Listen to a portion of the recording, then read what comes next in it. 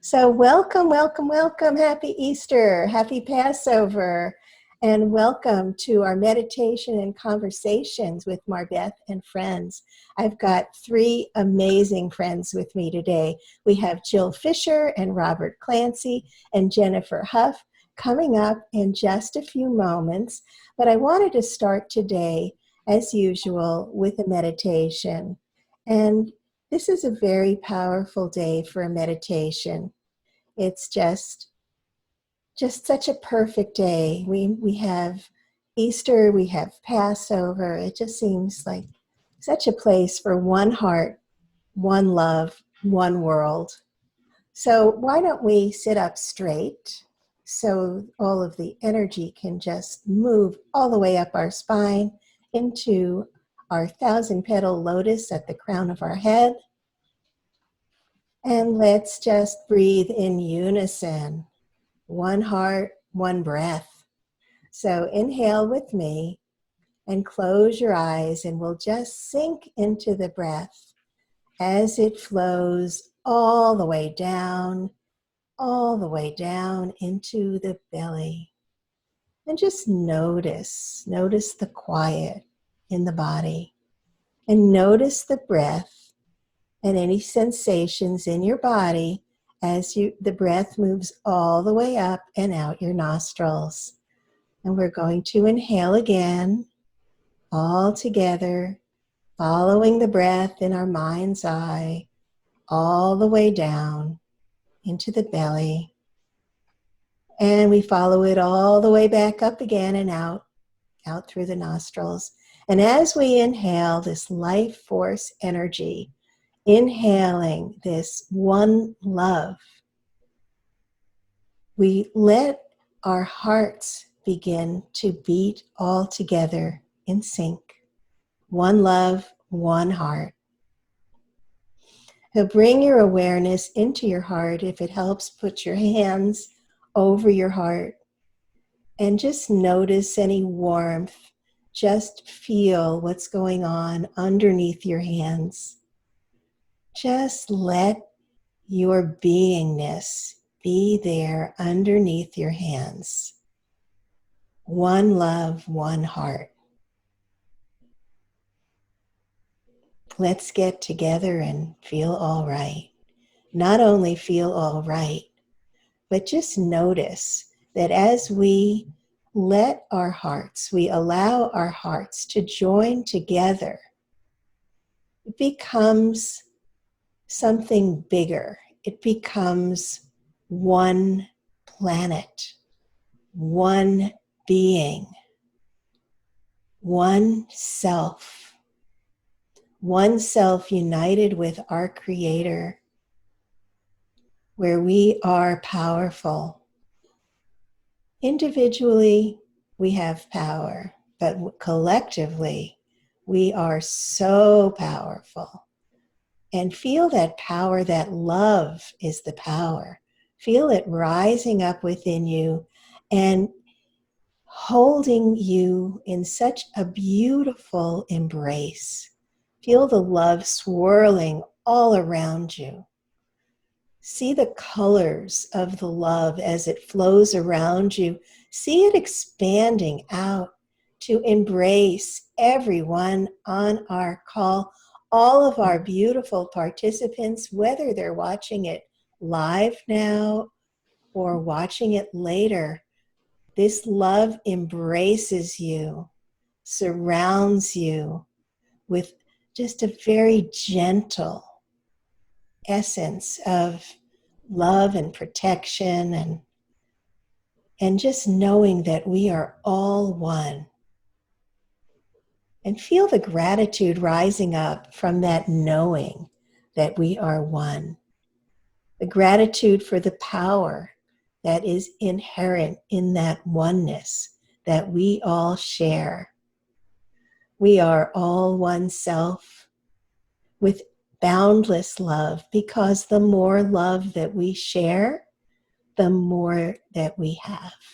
And as we share this love out, we extend it out to all of our panelists, all of our participants, And we extend it out to the city where we live.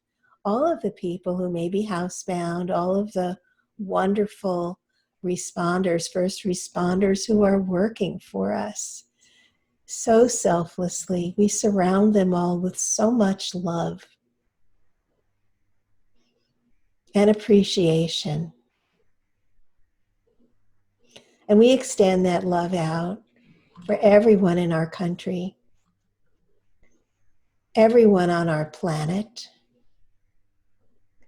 all beings in our universe. We extend our beings greater than the universe. We are magnificent beings. We have no limits except those that are self-imposed. We are powerful beyond all measure as we unite as one. One love, one heart, one self, one humanity, one planet. So bring that love with you as we come back and wiggle our fingers and our toes and come back into the physical, but bring that love with you. So today I have the honor and privilege to introduce our amazing panel. We have Jill Fisher, and let me actually create there we have Jill Fisher, international speaker, advanced hypnotherapist, and heart-centered meditation leader. She has treated thousands of people struggling with anxiety or chronic health issues. She is amazing. We have Robert Clancy, who is an amazing, creative, visionary, #1 best-selling author, spiritual teacher, co-founder of Spiral Design Studio, and also a co-host of the Mindset Reset Show, which is internationally syndicated in over 160 countries. And last, but certainly not least, we have the amazing Jennifer Hough, Seer, alchemist, and facilitator of Awakening. And her work is to assist us each to awaken to our innate abilities and to truly experience our lives as a piece of the puzzle of heaven on earth in this lifetime. Yay!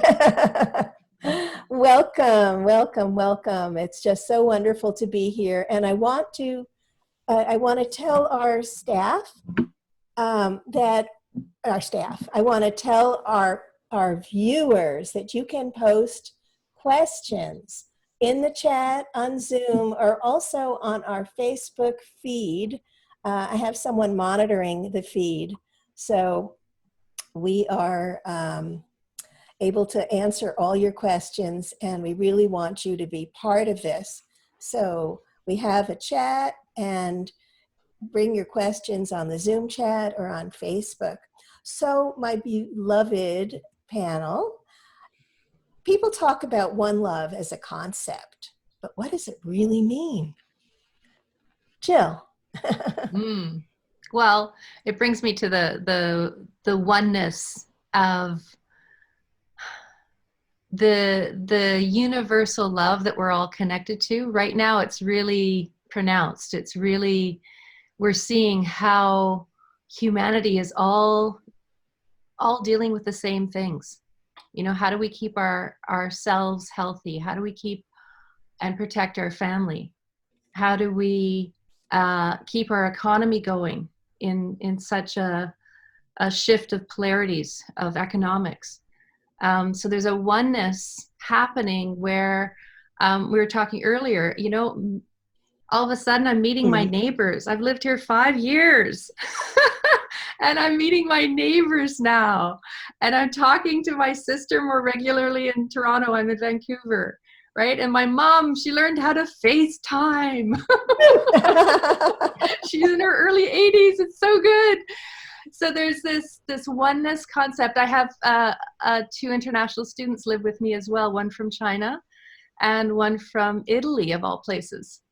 And their moms are chiming in, and we're making dinners together from their culture. So there's a global oneness happening as a blessing right now, where we can't ignore that we're all in this together.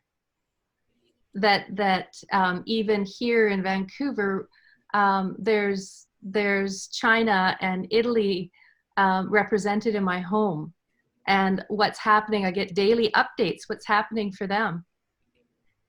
So the one love, it's that expansive energy. There's no limits. There's no limits. It just keeps connecting us, and it's so pronounced right now, which is one of the beautiful blessings that we're in. We have a lot of people that are saying hi, and I'm not going to talk about each and every one of them, but I just want to say we appreciate you. We're going to answer this question, then we have one coming in from Christine Powers, who is very excited to be with 4 of her favorite people. So, Robert, I'm going to let you answer the question. So, what does it really mean? The oneness? Yeah. For me, everything, when you said that, as soon as you said that word, it's love. And I always see, right now, especially during this pandemic, and we have our oneness, we've been brought to that because a lot of us are sheltering alone. There's a lot of people that, there's little contact other than through social media, maybe through video, as Jill said, and you've got FaceTime.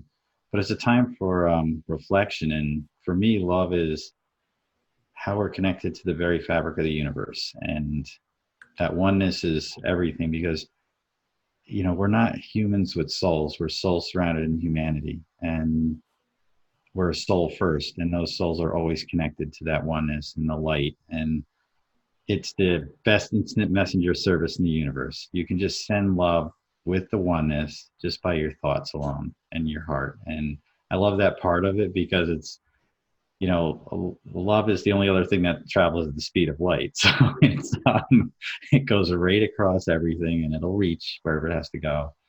And being one with yourself, it starts there. You have to have self-love. You can't really love someone else unless you love yourself. And that oneness is part of that. And then, I've had a lot of time. There's been a lot of people saying that the distractions aren't there. You know where your children are. You don't have to worry where they're at night and what's going on, and you're connected that way. So being one with all of that, and there's pros and cons to this pandemic, and I always look at the silver linings. So I've been trying to focus there. There's tough days. I have them too, just like everyone else. You start getting cabin fever, depression, just You mean you're human? Yeah, everyone's human, including me. But there's a lot of people, and we connect through phone calls, and just beautiful friends out there, and you can hear the smiles through the phone and through other things. So that's the beautiful part of it. Oh, nice. That's beautiful. Jennifer, I know you're going to have a unique response. Yeah, it's interesting. Just in being able to experience so many dimensions of this gorgeous life that we live, being able to see those as part of my makeup, my wonderful weirdness. It's like when people would say oneness, I would twitch, and I'm like, oh, of course I'm on the oneness weekend. Of course I am. But here's the thing for me. It's like, I know there's truth in this. This is like years ago. I know there's truth in this, but I know that's only in a certain dimension we exist as one. But we see that we're each, Marbeth, even though you are my sister, we look nothing alike, different parents, all that kind of stuff, Jill, Robert. So in 3 dimensions, we're in the 3-dimensional space. We're not actually one. We're actually separate living entities. But the cool thing is, when we have the experience of what Jill and Robert talked about, when they have the experience of the love that we all share, it's like this bomb of togetherness, this bomb of recognition goes off, this beautiful space of, oh, I recognize you shows up. And it's that, and this is, for me, this is the most ingenious reset Mother Nature has ever created. I mean, it is so a genius. I can't believe the stuff that's happening, and on multiple levels with the environment and people coming together and me meeting my neighbors like you guys and all that kind of stuff. And it's sort of like we're being reset to remind ourselves of, at the same time, we're like three-dimensional beings. We're all connected, like Robert was saying. We're all completely connected on that level. So the one thing that came to mind as everyone was speaking is, Adam and I talk, my husband and I talk about this all the time. He's a man, I'm a woman, he has what he thinks is the right way for him to live, and I have the right way for me to live, and all that kind of stuff. But there's a place where we all meet. It's like what Rumi was always said, there's a field where we'll meet. And it feels like that oneness space is the field where we meet, right? And in practical three-dimensional terms, how we get there is we find the place where we have commonality and we come into our hearts. So it's Marbeth, the one thing that I was thinking about before I got on was, and I'll finish by saying this, the single biggest question I've had since this all started was, what do you think is going to happen afterwards? And my response was, I don't know. What are you going to tap into, and what are you going to be responsible for creating as we come out of this, right? Yeah. I think that's the space where we meet, like in our vision for what's possible in the future, because so many people are being activated. So that's kind of where my brain goes. Yeah, that's beautiful, Jennifer. I love it. Yeah, for me, I see us all as a big tree with a lot of leaves. And we're all connected to the life force energy of the tree, but every leaf thinks that it's individual, but we're really just the same. I have a question from our beautiful friend, Christine Powers. She says she's supposed to be making dinner, but she couldn't resist being with her 4 favorite people. And she wants us each to share a secret that you use to keep your vibration consistently high, something we might not expect, something that's unique to you. Robert, do you want to start? Well, I do a couple of things. One, I have a friend and I just write these beautiful notes and send them. And it just keeps me connected, and just really, I try to channel like beautiful words and send them out.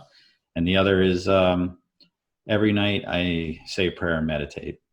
Even if it's for just 30 seconds, 1 minute, sometimes I can be more focused than others, but that's just my daily routine, and it's to stay connected. Very cool. Jen? I would say every day, no matter what, I go into nature and have the experience of the interconnectedness. For me, nature is like the homeopathic remedy for anything. Yes. If you're out of connection, or you don't feel the synchronicity, the beauty, the symphony of what happens in nature. And then, of course, I include myself in nature, because I am made of the same molecules. So as soon as I do that, I'm like, there I am. And now I'm the tree, I'm the leaf, I'm the flowers that I see, I'm the smells in the air. And now all is right with the world, and I can go ahead again. And like Robert, I have a gratitude practice every night with my husband. So I find that really helpful. Yeah. Beautiful. Well, our audience is really appreciating it. And Ivana Valle says that's a beautiful example of oneness, Jill. So just letting you know. And yeah. So what do you think? Who did I miss? Jill. I want to go. Go ahead, Jill. I sing with my dog. I love that. And do you It's go, so cute. or do you? And she's a talker, she's a singer, and instantly, actually, the whole household goes up. Everybody laughs, everybody smiles. Oh, I love that. That is so much fun. I think it's really important. I made a little video actually yesterday, about things that we can do to instantly raise our vibrations. And one of the things, like I put on music, like I love to put on music and sing. And then, Harrison and I will just spontaneously dance together. And it's just so much fun because music just lifts you up. So that's one thing that we do. So how fun is that? So fun. It's so fun. It's so silly. Yeah. So one love, is one love a prerequisite for humanity's awakening? I'm going to toss this one over to Jennifer. Well, okay, here we go then. What I would say to that is this. For instance, today happens to be Easter. So it's the time of a supposed rebirth of someone into, a whatever enlightened version of himself or whatever that may be. I can tell you that it's when we come into the field of that level of love and unconditionality that we have access to the same genius that Einstein had, the same genius that if you can name any genius in history, they all lived in that field because they were making non-linear results. Right. So in order to awaken, it doesn't mean that you have to be present to the oneness of all people. It's more like we have to be present to the oneness of existence. It's not about people, it's the oneness of existence. That's where the genius lies. So in order we'd have to go back to like, what is even the definition of an awakening? Awakening for me is just remembering that we are multidimensional beings, as Robert said. We're multidimensional beings having a physical existence. We're like fingers of the hand of God, literally coming here to create upon creation, not to, the result is we learn stuff, but not to learn stuff. So for me, the most important ingredient will be, if you're curious on the adventure, it's probably the most important ingredient for awakening. And in that curiosity on the adventure, you're going to find out that love is a fundamental ingredient to the awakening. So, but curious on the adventure for me is like fundamental, if authentically curious, wanting to figure out, how do I actually experience myself as a divine, expression of creation itself, and how do I get to create directly with all of consciousness? What a life, right? So for me, it's that. That's beautiful, Jen. I love that. I love the fact that curiosity, and I think that's very valid. I think that there is a part of us that can go into the oneness, which we can do in a meditation. Mm-hmm. We can go into the oneness, but is it actually a oneness with everyone on earth? We can consciously go to a place where we embrace everyone on earth, which we did in our meditation. Yes. But going into the field is where we can all unite, and that's where we can find our power. And that was actually the basis of the miracle peace cast that I did every day, where we could unite and affect a change, which we did in the Middle East. The level of violence dropped about 20% during the period of our peace cast. But, is it focusing on all of humanity, or is it humanity focusing in the field together that really affects that shift? Well, and I just have to clarify. It's like we don't unite in the field. We're already united in the field. Yes. It's like letting your consciousness come to the place where we are. It's like there's no effort. We already are united in the field. So we actually don't have to unite ourselves. But the more people exponentiate themselves by actually going to the place where we are united, it's, again, kind of like a truth bomb, like your beautiful meditation before we started. So beautiful. Yeah. I love that. Yeah. So Jill, what are your thoughts? In Canada, we're allowed to go for walks with our dog. That's an essential service. So my dog is really happy. She's getting lots of walks. So I'm out with my girlfriend yesterday. We're walking along in this park, and we haven't seen each other in a while. And this drone comes zoom right over top of our head and then buzzes away. And so we're one with nature and bonding and talking. Happens. So this oneness energy just all of a sudden feels like it's jarred us and smacked us in the head with this buzz. And we carry on walking, and we're talking about how that erupted so much anger in us. It was like, wow, that's really irritating. And we were with it. And inside of this conversation with oneness of the universe, so we sat down on a picnic table, 6 feet apart. You and your dog? The dog, yeah, she doesn't understand social distancing. So we're sitting there at beautiful sunshiny day. It's a gorgeous day here. And well, yesterday was gorgeous too. And we're thinking about this drone, and we both practice energy work. And so we first talk about, let's blow up that drone. Let's just blow it up, or let's throw it into the lake over there, or let's smack it on the ground. And then we got over our anger. And we thought, why don't we just actually have those people be complete? And so we tapped into the field, like Jennifer, you're talking about, or we recognize that we're already there, would be probably more accurate. And we were like, okay, let's just send these people love, and that they're complete with playing with their drone. And 2 minutes later, the drone is gone. The people pack up and they, carry on with their day. And we looked at each other and we went, okay, yeah, the smacking it and blowing it up probably wasn't the field. That was probably our human density of anger.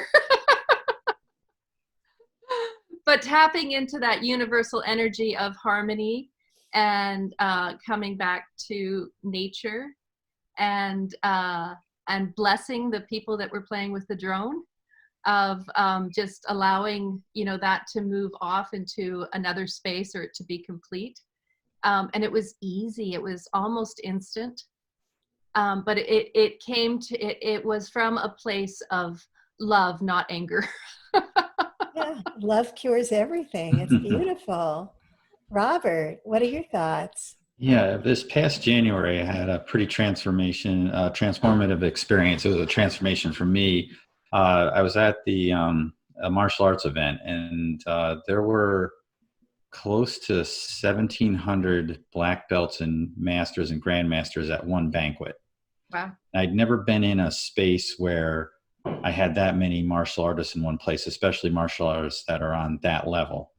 And all of a sudden I realized that, I hang out with a lot of spiritual people, but the martial artist spiritual journey is at this other level that takes mind, body, and spirit. Most people have taken the spirit part, and they haven't taken their mind and their body. As Jennifer mentioned, we're the three-dimensional beings, and they have taken that to that level. And it was, I don't know, the energy level and the people that I met were so open, so accepting, and there were no egos. As much as there's every different kind of martial arts style in this room, and everybody could be, mine's better than yours is better than mine. It was just oneness, this family that I felt, and never, in my life I had that. And I talked to, there's a 4-time kickboxing champion. There's, people that are just at the top of their game, world champions, that have been undefeated in what they do. And they were coming to me saying, you're a grandmaster at what you do in spirituality, and we want that piece from you. You can teach us that. And I'm humble. I'm like, you guys are the ones. And it was just, everyone was on a level playing field. So there was that oneness that I experienced. And I guess that's kind of carried me through to this next level of dealing with this, because I was swimming 7 days a week, doing 20 laps in an Olympic pool. And that's my workout. And that just got shut down overnight. And I had to find other ways. So I do a 3.5-mile walk every day, at least once. And on the weekend, I try to go twice to do 7. And that's what's keeping me in shape, doing, push-ups, sit-ups, just things, meditation. So it's the mind, body, spirit. It's all 3 of those things when you bring them together, especially during this. You have to have those 3 components, or the whole pyramid falls apart. So it's just a good way to travel through this. Oh, that's beautiful, Robert. I love that. I think that, I could feel the essence of that room filled with like-minded people and just feel that everyone was right there. And because martial artists are very involved in focus, Mm-hmm. and when you focus on oneness, ooh, that's pretty powerful. Yeah, that's beautiful. And recognizing the oneness of everyone. So I think Even that's, presence, one thing that they presence from the podium at the beginning of this, the number of different races, religions, countries, styles, everything all in one room and being one. that's beautiful. Just before this all hit, I I know got that it's big so dose of perfect. that. I love it. That's just absolutely perfect. So let's talk about love a little bit. And does it always feel good? You hear all of these songs about love is miserable and I'm suffering, and so is it really about like one person? Can we get all caught up in the whole energy of I love you and you are my whole world, or is it about something bigger? So, Jennifer, I see you want to jump in. It's so crazy because Adam and I had this exact discussion yesterday. Woo! Yeah. Like, what is it? He came downstairs. Oh my God, this is going to make me cry. He came downstairs because we're separated, because he works with elderly people. He's the director of dining for like a place that has elderly people. So he's considered an essential worker. So, so he comes downstairs with a little mask on, and he's six feet away from me on our dining room table. And I know it's hard sleeping upstairs so hard. And he has this little tear in his eye and he says, I appreciate you so much. And I said, huh? He said, Jennifer, this is the most amazing relationship I've ever had. And I'm trying to play coy or not, I'm avoiding receiving because I'm like, oh, and then I went, okay, my heart has to get big here. And he said,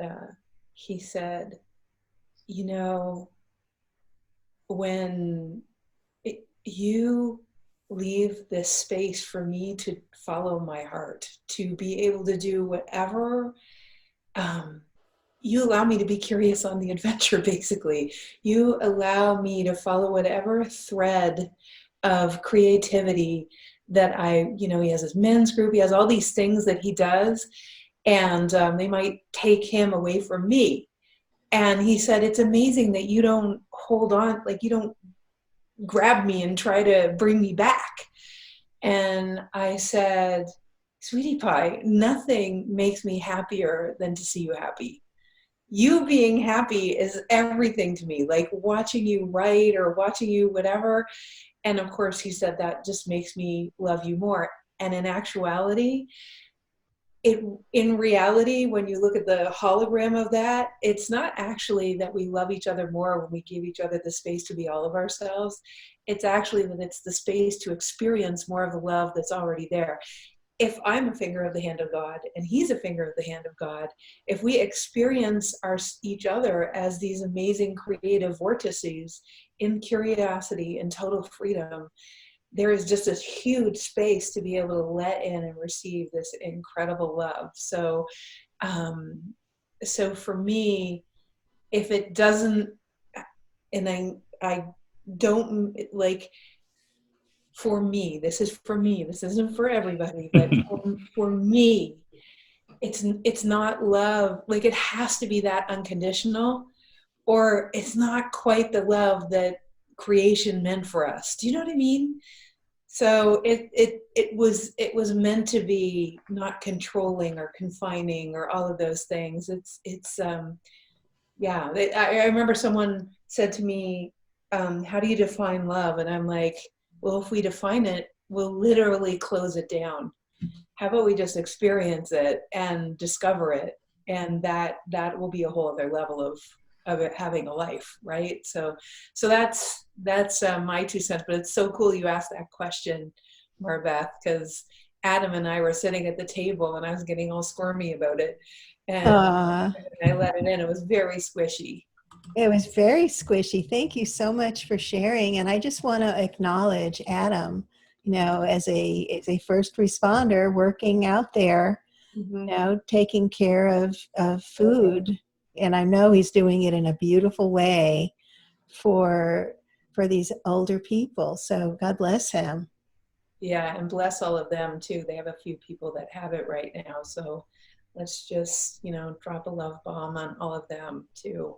Absolutely. So what do you think, Robert? What is love? Does it have to do with the misery that's in the popular songs? Well, I've written close to 100,000 words trying to describe love. There you go, I right? haven't really gotten the answer You yet, put those in but the chat. yeah, dropping it right in the chat now. Yeah, just copy and paste it. Yeah, I have so many quotes around love. Yes, you do. Love is a simple word, yet it simply means everything. Love has no walls, thus it cannot be conquered. Love has no boundaries, thus it is always open. And love has no limits, thus it has no end. All hearts come in one size, large, makes yours is filled with that love and compassion. And when it overflows with it, it will accidentally spill over onto others. It is everything. I look at, there's 4 words: peace, love, hope, and faith. And there are no synonyms for any of them. And in fact, none of them exist unless you believe in them. Love being at the top of that pyramid. Yeah. Faith being the foundation of it. Hope Yeah. being the rise that takes you to that place, and being at peace with what you discover on that journey. So it's all of those factors all relate. So it's not just one, but it's all of those come together to form that perfect pyramid. And that's what life is about. It's about trying to be in the center of that. And love is everything to me. I know, and you express it so beautifully. I remember, talking about how love, is the topic of so many songs about misery. I remember, as part of my growth, being in that space of being miserable and thinking that my world was totally caught up in one person. And yet, like with Jennifer, the love that I have with Harrison, we both have the freedom, even though we're here 24/7, and actually now, but we're both doing our own thing, and we're both really happy, that we have that space to be doing, to be a complete person, and yet have this bond together. And that I think that one love is even bigger. Jill, what are your thoughts? It's actually, it brings me back to Christine's initial question about what you do to raise your vibe. A practice that I love doing is even in the face of difficulty, or when I've got my own stuff going on. I've been on this panel regularly on Saturday mornings, and I'm one of the key speakers. And I had some stuff going on of, am I good enough? Or am I contributing enough? Am I speaking up enough? Am I, like, all this, my own stuff. And yesterday morning, I just practiced sending everybody love. I was just there emitting love. And I find that all my, my minutia, my automatic thoughts that get in the way disappeared, and there was an ease and flow to the call. And I find that that's really important with my kids. That my daughter's 15, and she was concerned about wanting to see her boyfriend. She hasn't seen him in a while. They have the screen time, but they haven't actually seen each other. And she was getting, squirrely and climbing the walls, and I want to see my boyfriend. And it's such an instant shift. I can get caught up with her energy of anxiety.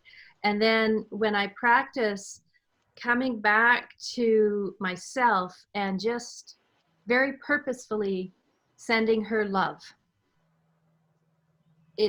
it's so quick where she shifts, and there's no longer a conflict. And then we're working out, well, what can you do? You know, could you go for a bike ride? Because you can, you know, you can see each other that way, but you're not actually too close. And like the solutions start to chunk in to soften what's happening. And that practice of not being attached to what's happening. And Jennifer, similar to what you're saying, of curious on the adventure. Curious, what will love say here? If I just shower her with love right now, even in this difficult conversation, I wonder what's going to come out. That's so And thank beautiful. you, Robert. That was so beautiful. That was like, you just blessed us with poetry. Thank you. Lovely. Yes, he's amazing. Yes. Yeah, that's so beautiful. Yeah, I find also that whenever I shower people with love, to quote James Taylor, shower the people you love with love, that it just comes back, you know, and it's all magnified. So if I send love out, I just feel like it's come back so much greater, and it's such a blessing, you know. And I love this, you know. Every week I select another song, whatever I'm guided to select. And this week it was One Love, One Heart, Bob Marley. Love the song. And, you know, I just think, wow, isn't it amazing? This is the perfect panel for it, because we're all just such beautiful expressions of love. And there's So, there's a love song that isn't about the misery. And it's interesting. I just thought of your question again. I'm like, well, why are they all so what's the misery about? The misery is about cutting off the love. Like when you open your heart to someone, and then all the protective mechanisms and the identities come to play that to try to like wangle it in, the feeling that feels awful is like the pinching it off, not love. So love has nothing to do with the misery. It's all the things that we've habitually done to pinch it off, right, to protect ourselves. So Yeah, it's part of our growth, I think, that misery. Because I remember being there, you know, feeling so much love for someone who wasn't really ready at that point, and, you know, and just all of the drama that's involved in this. But, you know, at a higher level, we move into a space where we allow people to be who they are, that we don't have to make them be who we want them to be. You know, we can accept them just the way they are, and that's a beautiful thing. I think acceptance is a huge part of love. Mm-hmm. Yeah. So what does a lack of love have to do with chronic illness or anxiety? Robert? It's hard to go there for me to experience that, because I just live in that space. I'd say that probably one of the lacks of love is fear, and it's kind of like the converse of it, or the fear that you would lose it. And you know, when you have your human experience, you're in fear of, you know, giving someone control of that love and in some way. But when you really think about it, they don't have that ever. It's never like that. It's just it's a perception, I guess. And so when you go into the space of that fear and you react to that, that's when it happens. And love can be on all different levels, and there's ways that you can even release with love when you need to, and you can hold on to it, and it's always there. I have these metaphors, like I always see pictures when I'm writing my words, and it's like love is the greatest gift you can have, because you can give it all away and you're never going to run out of it. So why are you hoarding it? So I might as well just give it and see what happens. And that's how I live, in that space. That's beautiful. That's really beautiful. Yeah. So I wanted to, Gary Stewart, I want to acknowledge you, Gary, being here on our call. We really appreciate you and we love you. And your quote, "One consciousness binds everything in existence like a diamond with billions of facets." I think that's so beautiful. Thank you so much for sharing that. So Jill, What are your thoughts in getting back to where we were?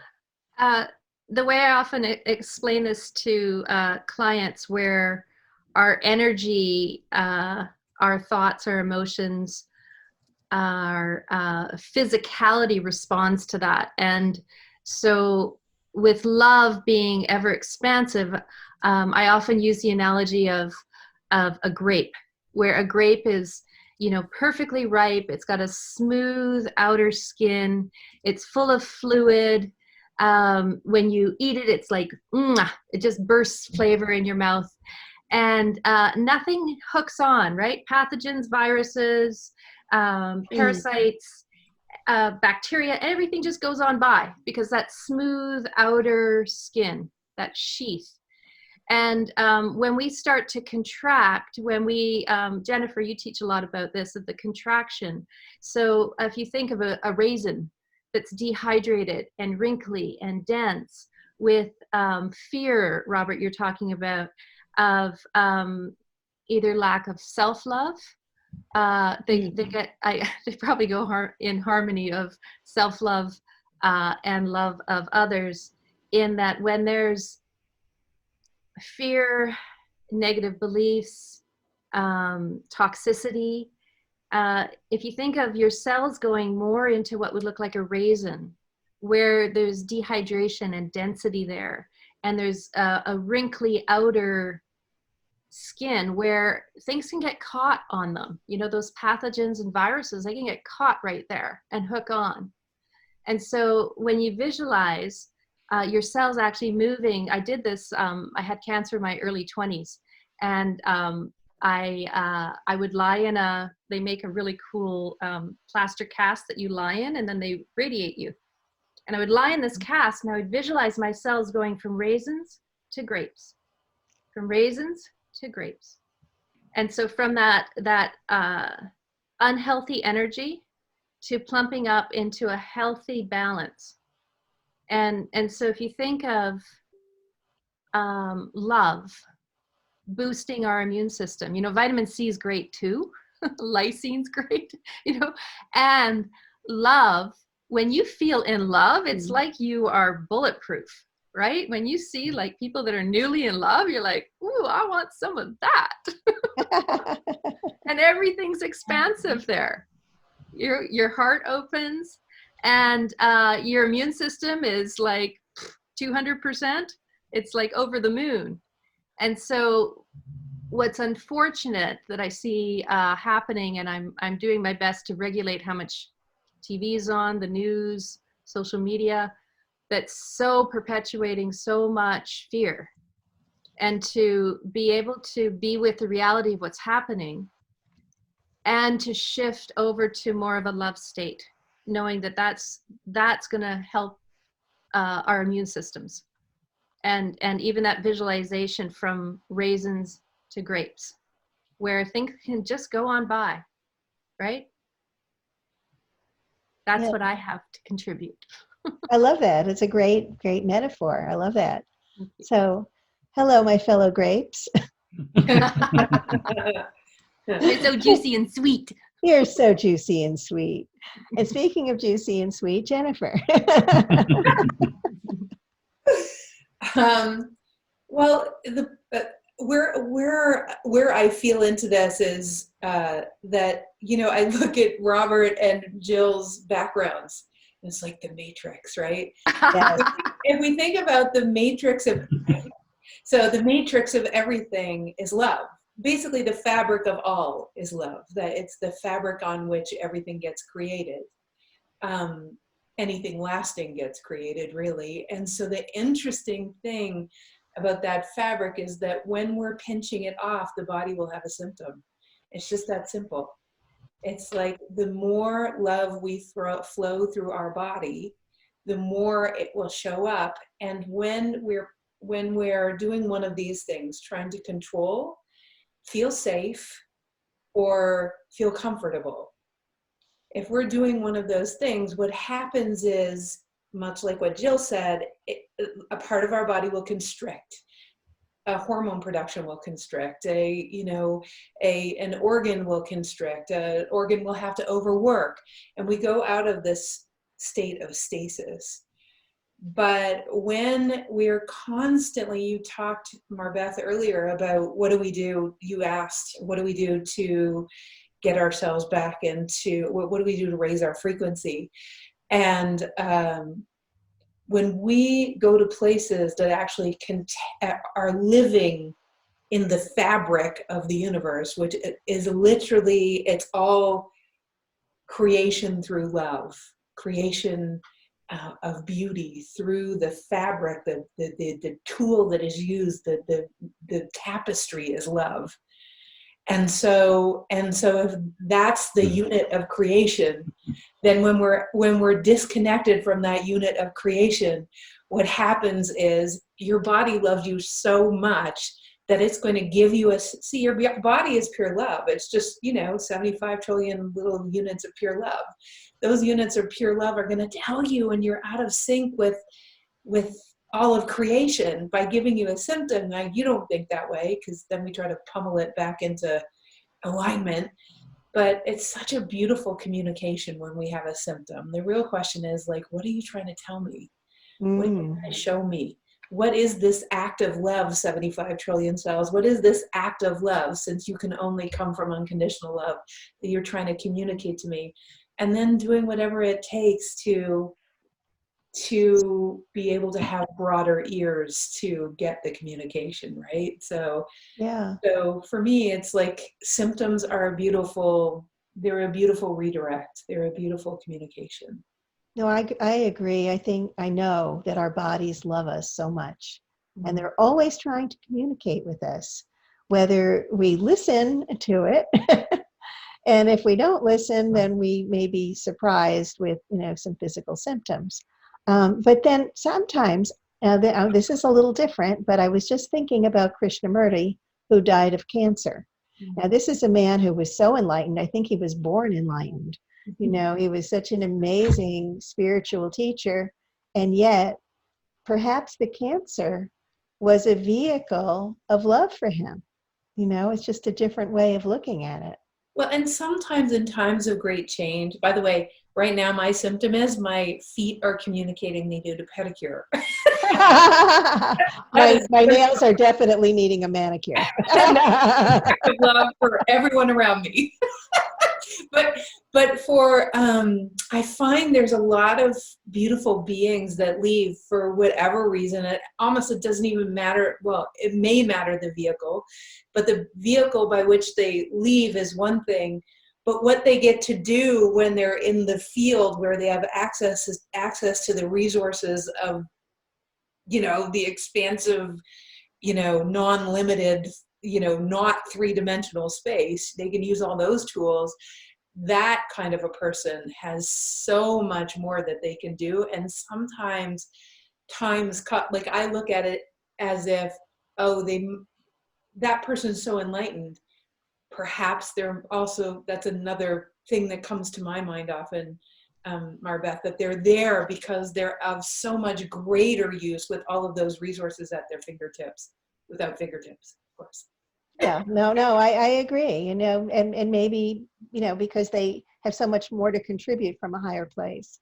Yeah. So that is what it is. It's getting close to the hour. So I would love for everybody here to give us one little pearl of wisdom that you would like to share, having to do with our current situation.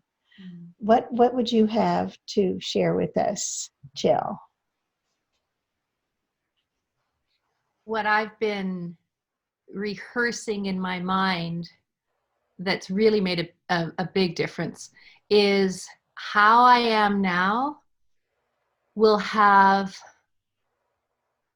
determine how I come out of this. So looking at how do I want to come out of this as a gift, and then bringing that back towards now of my beingness, like the gifts right now that I'm being given with time with my family, time of transitioning my business more online, and accepting those, being with the flow. It's like, here's a great analogy. It's like I'm paddling as the wave is coming up so that I can surf the wave that's coming. Ooh. Yeah. And so how I'm paddling determines my ability to surf that wave. That one feels juicy and fun. I love that. What a beautiful visual. I love it. I have a little quote here from Harrison, my sweetie. Life and love are synonymous, but at different levels of acceptance and perception. So thank you for that, Harrison. And he says he'll never eat another raisin again, Jill.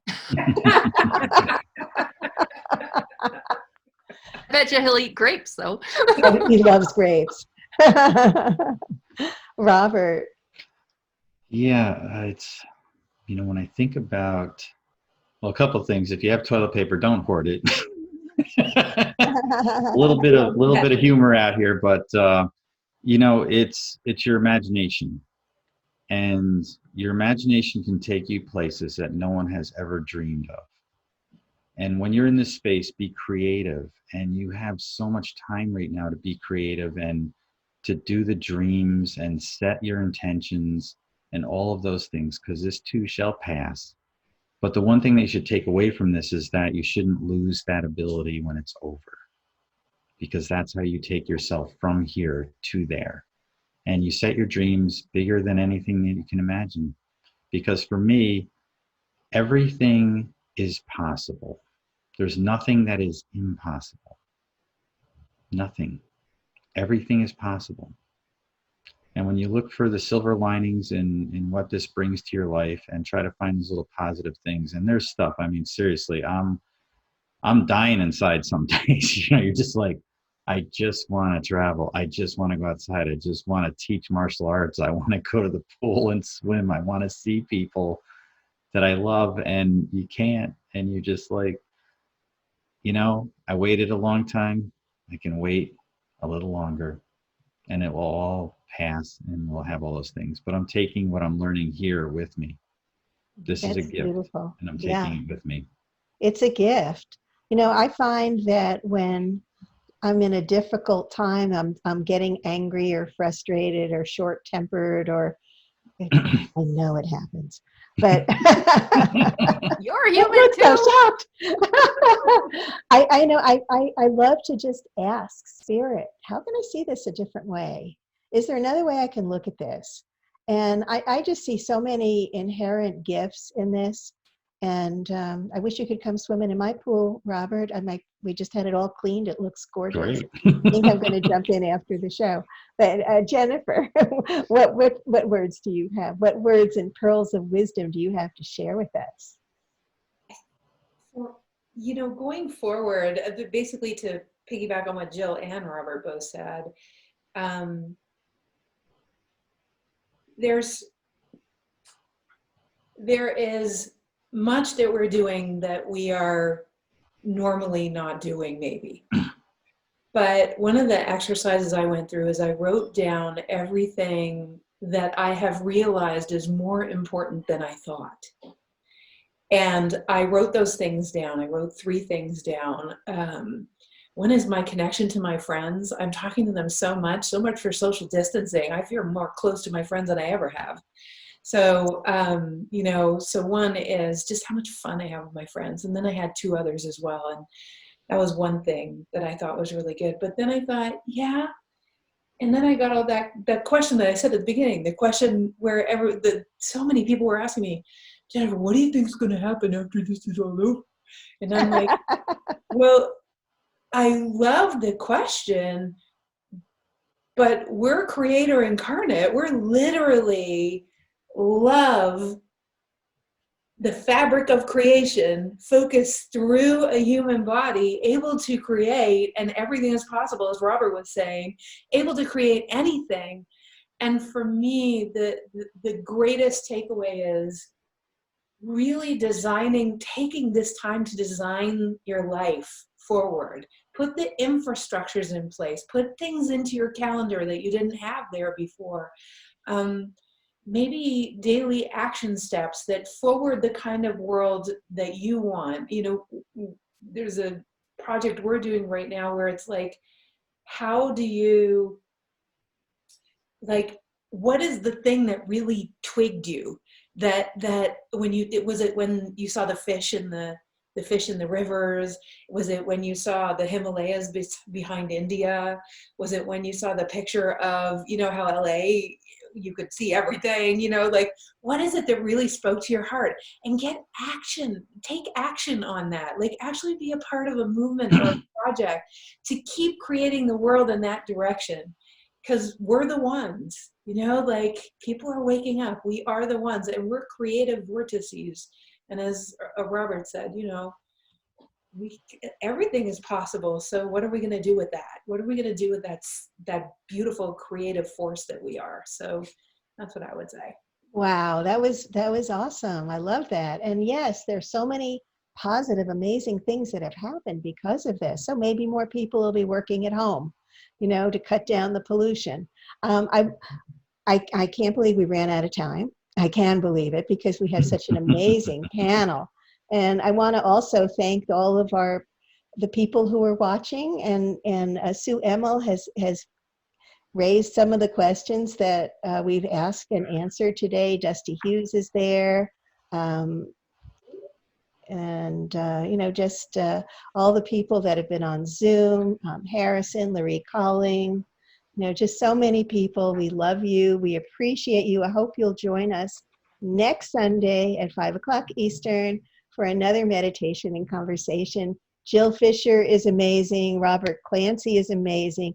Jennifer Huff is amazing.